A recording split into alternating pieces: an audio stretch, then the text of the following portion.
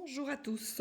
Voilà, d'abord une petite chose sur l'exercice de hier. Là, il n'y en a pas beaucoup qui m'ont fait la remarque. Je suis passée de 2,95 à 25. Je n'en ai aucune idée de où est partie la virgule et où est parti le 9.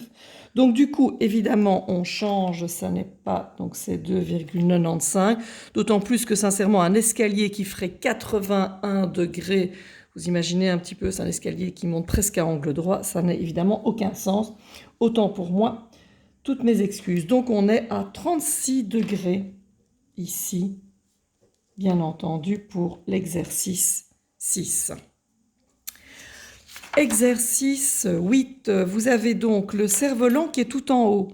En oblique, il part de 50 mètres. Et ici, on a le bonhomme en fait. Et le bonhomme qui est ici et qui tient la ficelle là. On voudrait savoir à quelle hauteur il est. Donc on a déjà 1,2 mètre pour là.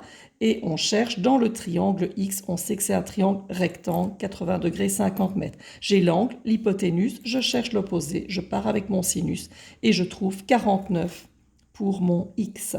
Je dois rajouter à ça le 1,2 pour trouver 50,2 mètres pour la hauteur totale de l'extrémité de la ficelle, c'est-à-dire du cerf-volant. Exercice suivant, le fameux arbre. On l'a fait dans tout. On l'a fait dans Pythagore, on l'a fait dans Thalès, et on le refait dans la trigonométrie. C'est un angle droit. Enfin, ici, pas chez moi, pas trop, mais X, c'est la hauteur qu'on cherche, 25 degrés et 13,55 qui sont donnés. J'ai un angle opposé adjacent. Je pars avec la tangente et je trouve donc que j'ai un 6,37. Ça a été arrondi, évidemment. Et l'arbre a une hauteur de 6,37 mètres. Pour l'exercice page 210, donc vous aviez à lire page 210 et nous avions à faire la pente.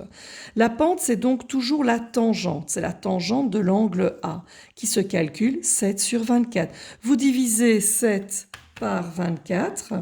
Je rappelle juste que la pente doit être mise en pourcent, donc je vois 0,291, donc je pourrais mettre, mais arrondissez au pourcent près, donc ça fait 29%. À l'inverse du sinus, pour l'inclinaison, 7 divisé par 25, ce qui fait 0,28. Donc là, ça fait pile 28%. Donc on voit une petite différence, mais pas énorme. Voilà.